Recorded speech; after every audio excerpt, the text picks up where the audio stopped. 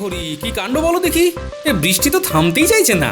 আর ঘরে ছাতা আছে, তা ছাতা আছে তো কি হয়েছে কি? হ্যাঁ, তা মাথায় দিয়ে রাজসভায় যাবে, মিচি মিচি কামাইয়ে দরকার নেই। হ্যাঁ, তুমি কি নির্দয় গো, এমন বৃষ্টিতে স্বামীকে বাইরে যেতে বলছো? নির্দয় নয় সদয় বলেই বাইরে যেতে বলছি। হ্যাঁ, এই দেখো, মিছিমিছি হেয়ালি করো না তো। কি বলতে চাইছো সোজাসুজি বল। সেই তো তুমি ঘরে বসে খাই খাই করবে, খাই খাই, আর তুমি আমায় মুখ করে করে কানের পোকাগুলো সব নাড়িয়ে দেবে। তার থেকে ও, তাই তার থেকে রাজসভায় যাওয়া ভালো, তাই তো? তুমি কি বোকা গো, এই সহজ কথাটা বোঝো না? আরে বাবা, একই ছাদের তলায় দুজন চালাক লোক থাকতে পারে না গো। তাহলে ঘরে কে চালাক শুনি? আরে বাবা, তুমি তুমি তুমি কে আর বলতে? যাগ্গে, এই ঝটপট করে তৈরি হয়ে নাও। যাই, তৈরি হয়নি। যা বৃষ্টি হচ্ছে কদিন ধরে, কৃষ্ণনগর না ভেসে যা।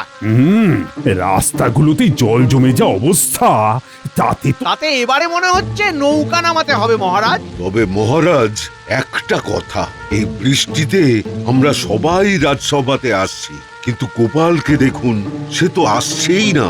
সে তো সুখে আছে। মহারাজ, এবারে আপনি কিছু একটা করুন। সত্যি তো, দুদিন হয়ে গেল গোপাল তো আসছে না। মহারাজ মহারাজ, এইভাবে ওকে আর আশকারা দেবেন না। কিছু না বলে বলে একেবারে আপনার মাথায় চড়ে বসেছে। মহারাজের মাথায় মন্ত্রী চড়তে পারেনি বলে হিংসায় রাগে পুড়ে যাচ্ছে জ্বলে। এই যে কবি, থামাও তো বাপু, থামাও। তোমার যত আজে বাজে কবিতা গোপালের সাথে থেকে গেছে পুরো মাথাটা। বাদ দাও তো যত কথা কাটাকাটি। মহারাজ ভাবুন, গোপালকে কিভাবে সাজতা করবেন এবারটি। না, এইবার আর আমি সহ্য করব না, জব্দ ওকে করবই আমি। কিভাবে করবেন ওকে জব্দ শুনি? কিছু না কিছু ভাবে এড়িয়ে যাবে, এটা তো আমি ঠিকই জানি। গোপাল হলো সুচতুর, তাকে জব্দ করা সোজা নয়। জব্দ করার ফন্দি আটা, তাই মিছি মিছি সময়ের অপচয়। ওকে জব্দ করব বুদ্ধি বলে, তারপর অবাক হবে রাজসভার তোমরা সকলে। দেখা যাক গোপাল কবে বা কখন আসে। উস, গোপালের জুতোর আওয়াজ কানে ভাসছে। তার মানে গোপাল সভায় আসছে।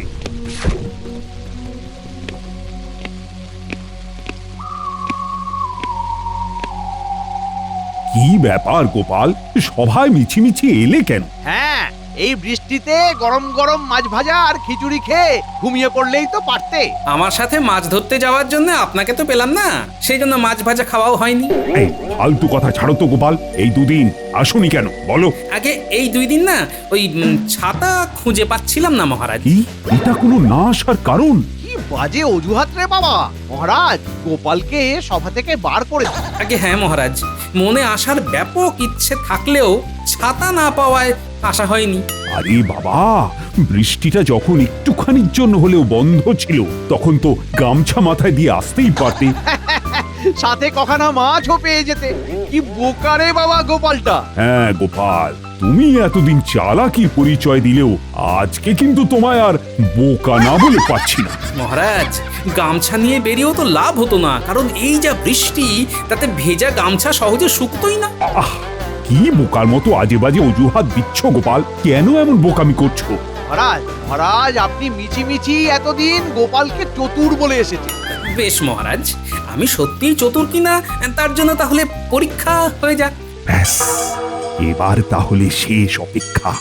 গোপালকে জব্দ করব, নিয়ে ওর বুদ্ধির পরীক্ষা। বলুন মহারাজ, কিভাবে আর কবে দেব বুদ্ধির পরীক্ষা? বাবা, আমি এখন এই মুহূর্তে তোমায় কিছু প্রশ্ন করব, তার যথাযথ উত্তর পেয়ে গেলেই আমি তোমায় চালাক বলে ভেবে নেব। বেশ মহারাজ, করুন প্রশ্ন। আচ্ছা গোপাল, বলো তো বাবা, আমার হাতের তালুতে লোম নেই কেন? বলো বলো গোপাল, গোপাল তুমি বলো। কি প্রশ্ন? গোপাল কিভাবে দেবে এর উত্তর? ওদিকে বাইরে বৃষ্টি পড়ছে নিরন্তর।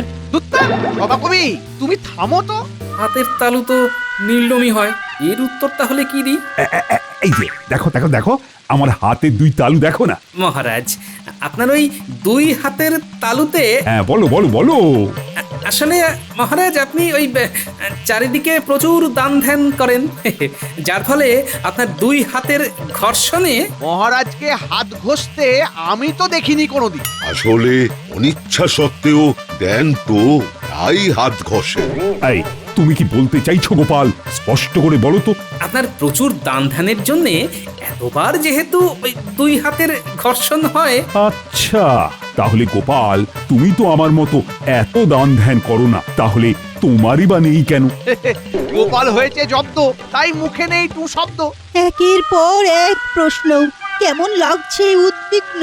ব্যাস আবার এমন প্রশ্ন, তাতে ঘাবড়ালে হবে না।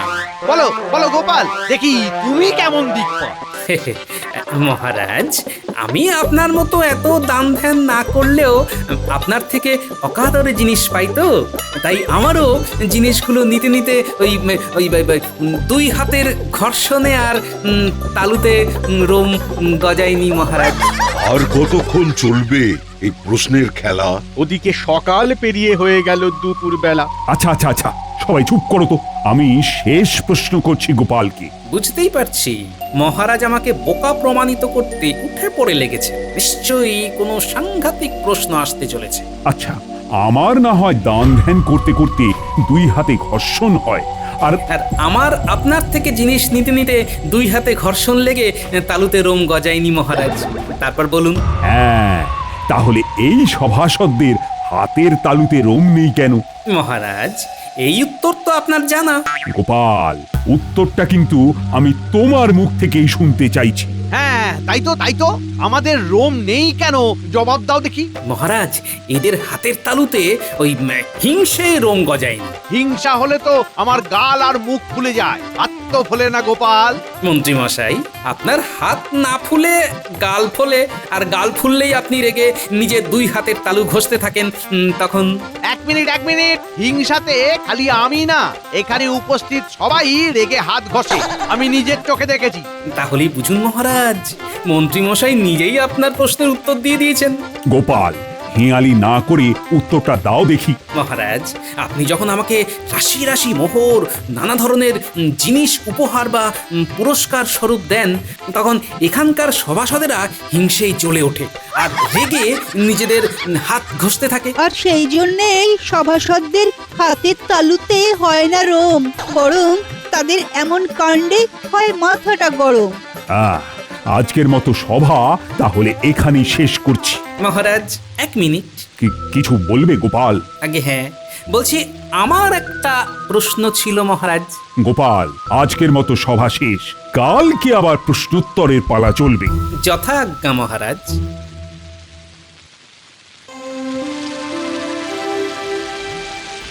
একে বর্ষাকাল, চারিদিকে রোদের আকাল, তার মধ্যে জব্দ হবে গোপাল। কি বলে পোড়া কপাল। আরে গিন্নি, কোথায় আমার জন্য গান গাইবে তা না। গাইছি শোনো, তুমি আমার গিন্নি, দারুণ রাধসিন্নি। বুঝেছি আমি সব, আর করো না বাড়াবাড়ি, খেতে এসো তাড়াতাড়ি।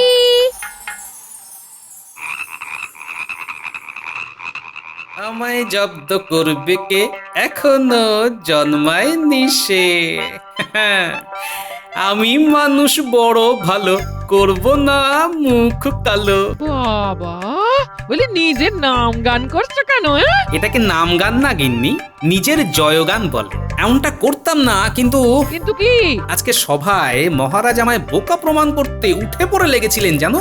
সে কি গো, উনি যে তোমায় বড্ড ভালোবাসে না? তাহলে সেইটাই তো, তবে আমি হেরে যাইনি। কালকেও এক প্রশ্নোত্তর খেলা আছে। তুমি হারবে না, আমি পুরোপুরি বিশ্বাস করি। বলছো? হ্যাঁ হ্যাঁ হ্যাঁ, এই বলি রাত হলো, এখন খেতে এসো। হ্যাঁ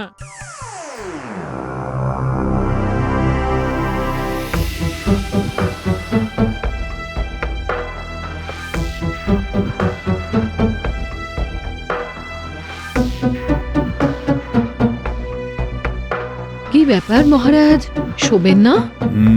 চিন্তা হচ্ছে রানী, চিন্তা। কেন মহারাজ? ভাবছি গোপালকে বোকা প্রমাণ করার পরিকল্পনাটা ঠিক হলো কিনা। পরিকল্পনা যখন করে ফেলেছেন, ভেবে আর কি লাভ? ও বলছো? হ্যাঁ, ফলাফল যা হবে তাই মেনে নেবেন মহারাজ। কালকেও এক প্রস্থ খেলা হবে। আপনি তো বলেন পরিস্থিতিকে মানিয়ে নেওয়াই শ্রেয়, তাই এত ভাববেন না মহারাজ, শুয়ে পড়ুন।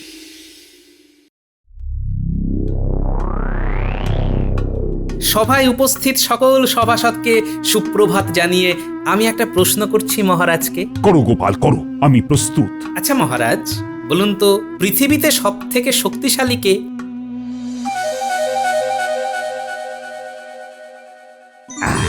চল আমার সাথে বাইরে চলো, তোমায় দেখাচ্ছি পৃথিবীর শক্তিশালী বস্তুটিকে। চলুন চলুন।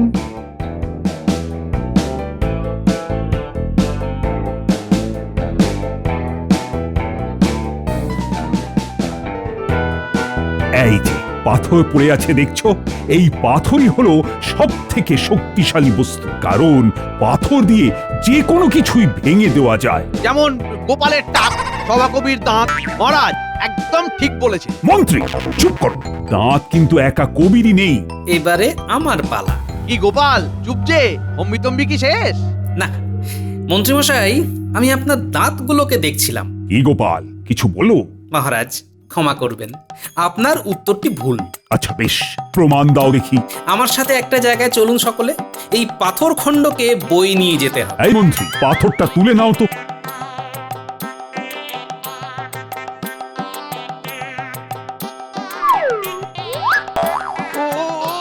মহারাজ পাথরটা কি ভারী! উড়ি বাবারে! মন্ত্রীমশাই, আমার থেকে কম ভারী, ঠিক বইতে পারবেন। উড়ি উড়ি বাবারে!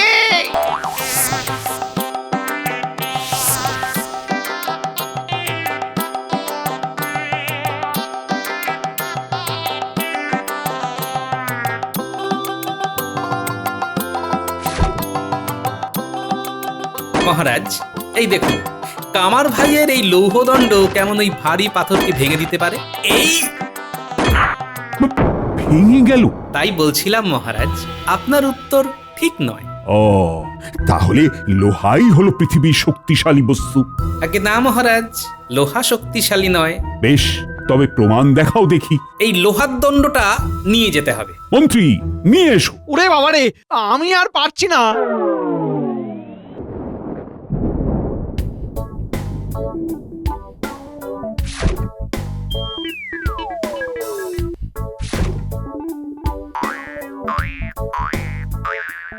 মহারাজ এই দেখুন, আমি আগুন জ্বালছি, আর আগুন কিভাবে এই লোহাকে গলিয়ে দেয় তা নিজের চোখে দেখুন।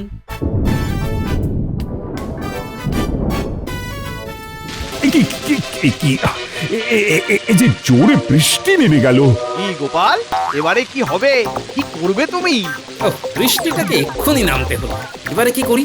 এভাবে দাঁড়িয়ে ভেজা যাবে না, সবাই চলো, ওই আগুনের তাপ নিতে হবে। চলো চলো, ওই কুড়ে ঘরে নিচে চলো।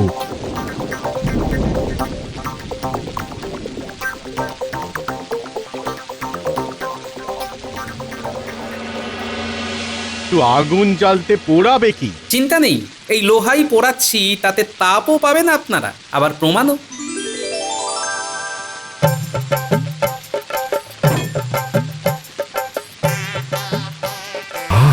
বাবা বাবা বাবা, জায়গাটা গরমও হয়ে গেল।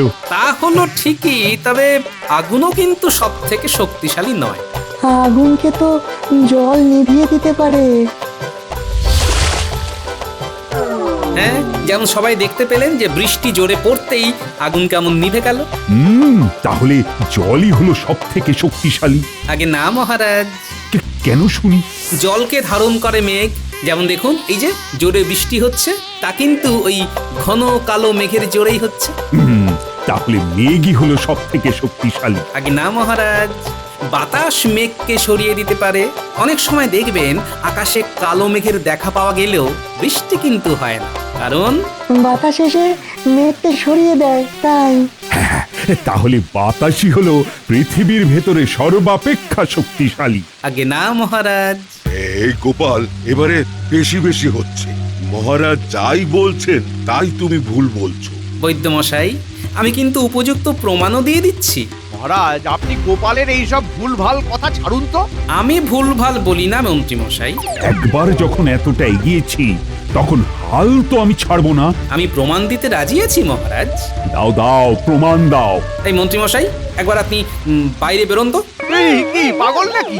আর আমি কিনা বাইরে যাব? আপনি না বেরোলে প্রমাণ দিতে পারবো না যে।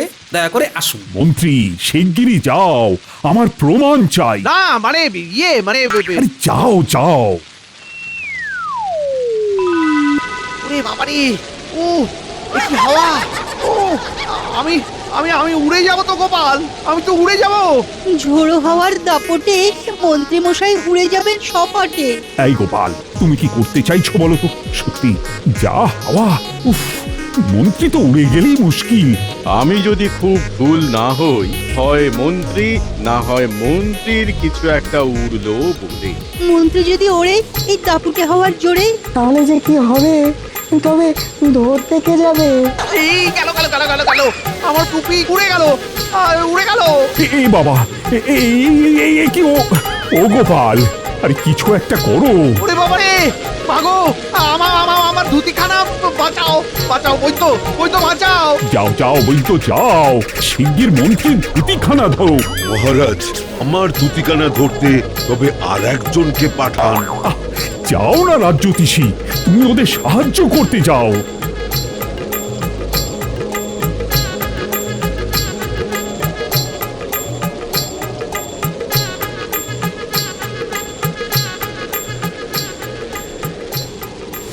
মহারাজ, মহারাজ, আপনি গোপালকে শাস্তি দিন, আজকে ভয়ানক কিছু একটা হয়ে যেত। গোপাল, তুমি কিন্তু কাজটা ভালো করনি। এমন কাজ করে কি প্রমাণ করতে চাইলে শুনি? ক্ষমা করবেন, এবারে বলি আপনাদেরকে কি বোঝাতে চেয়েছি। বেশ, বোঝাও দেখি। আপনারা দেখলেন যে ঝোড়ো হাওয়ার দাপটে মন্ত্রীমশাইয়ের কি হাল হচ্ছিল। হ্যাঁ, প্রকৃতির কাছে আমরা অসহায়। সেই জন্যই তো বলেছিলাম যে বাতাসই হলো সব থেকে শক্তিশালী। আগে না, এখানে একটা বোঝার ব্যাপার আছে মহারাজ। আহ, এখানে আবার কি বোঝার আছে গোপাল? তুমি স্বীকার করে নাও যে তুমি হেরে গেছো। মহারাজ ঠিক বলেছেন। বাতাস সব থেকে শক্তিশালী নয়, কারণ বাতাসকে মানুষের প্রতিরোধ করার ক্ষমতা আছে। মানে একটু গুছিয়ে বল। হাওয়ার দাপটে মন্ত্রীমশাইয়ের পাগড়ি ধুতির উড়ো উড়ো অবস্থা হলেও শেষমেশ উড়েছে কি? সে তো বৈদ্য আর জ্যোতিষী সাহায্য করতে গেছিল বলে। আগে মহারাজ, এটাই তো বলতে চাইছি। বৈদ্য আর জ্যোতিষী মন্ত্রীমশাইকে সাহায্য করার জন্যে উনি নিজে বা ওনার ধুতি পাগড়ি ওড়েনি। তাহলে ভাবুন, বাতাসকে মানুষ দমিয়ে রাখতে পারে। হ্যাঁ, তাও তো ঠিক। তবে কি মানুষই পৃথিবীর ভেতরে সব থেকে শক্তিশালী প্রাণী? আগে না মহারাজ, মানুষও ঘুমের কাছে অসহায়। আজকে আমি আপনাদের সামনে জীবিত আছি, কিন্তু কপালে থাকলে কালকে চিরঘুমের দেশেও চলে যেতে পারি। হ্যাঁ, তাহলে মৃত্যুই তো সব থেকে শক্তিশালী, তাই তো? দেখো, এই উত্তরটা কিন্তু আমি ঠিকই দিয়েছি। আগে না মহারাজ, মৃত্যুও সব থেকে শক্তিশালী নয়। প্রমাণ দিতে পারবে তুমি? আগে হ্যাঁ মহারাজ, আমায় 2 দিন সময় দিন। বেশ, তবে আজ যে যার বাড়ি যাও। বুঝলে গিন্নি, যা বৃষ্টি পড়ছে তাতে মনে হচ্ছে এবারে বন্যাই হয়ে যাবে। সত্যি বাপু, প্রকৃতির কি খেয়াল, একবার বন্যা তো একবার খরা। কৃষ্ণনগরের যে কি হবে তাই ভাবছি, বুঝলে। গোপাল দাদা, ও গোপাল দাদা, কে রে? কে ডাকে? আমি রাজপেয়াদা। মহারাজ পাঠিয়েছেন, খুব দরকার। কি হয়েছে? হ্যাঁ তুমি একবার শিগগিরই রাজবাড়ি চলো। গিন্নি, আমি একবার রাজবাড়ি যাচ্ছি, বুঝলে। শুনলেই তো কি বিপদ ঘটেছে।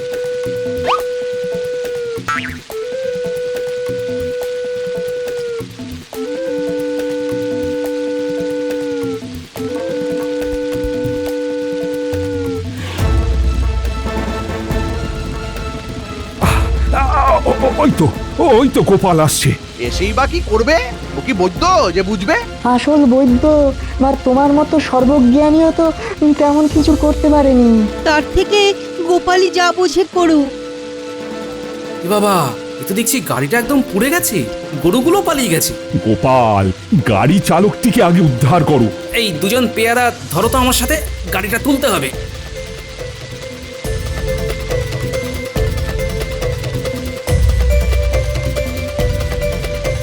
গোপাল দাদা, এই লোকটাকে মাটিতে শুইয়ে দিলাম। হ্যাঁ হ্যাঁ, আমি একবার বুকে কান পেতে দেখি। কি বুঝছো গোপাল, বেঁচে আছে? মহারাজ, লোকটি ক্ষীণভাবে শ্বাস নিচ্ছে। দ্রুত চিকিৎসা শুরু হলে বেঁচে যাবে মহারাজ। বাবা, তো কই মাছের জান। এই বুঝতো, আরে শিগগিরই দেখো। আসলে কি বলুন তো মন্ত্রী মশাই, ভগবান চাইলে যাই হয়ে যাক না কেন, আপনি ঠিক বেঁচে যাবেনই। এই সবাই ভেতরে চলো তো। আর ভিজে লাভ নেই, আজকে আমার এখানে খিচুড়ি আর ইলিশ মাছ ভাজা খেয়ে নাও।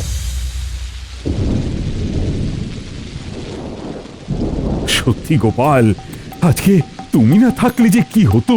মহারাজ, আপনাকে আমি আজকেই বলেছিলাম না যে মৃত্যুর থেকেও শক্তিশালী অন্য কিছু আছে। হ্যাঁ, প্রমাণ দেওয়ার জন্য তুমি তো দুদিন সময়ও চাইলে। সেই প্রমাণটা আমি এক্ষুনি দিতে চাই মহারাজ। এক্ষুনি দেবে?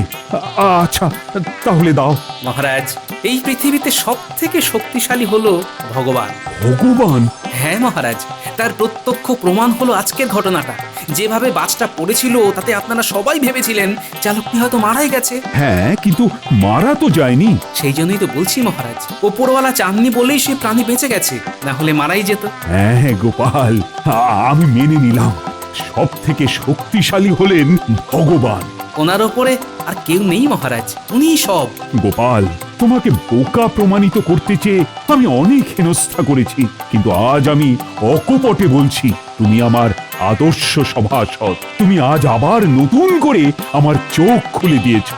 রাখে হরি মারে কে? কৃষ্ণনগরের সেরা গোপাল ভাঁড় ছাড়া আবার কে?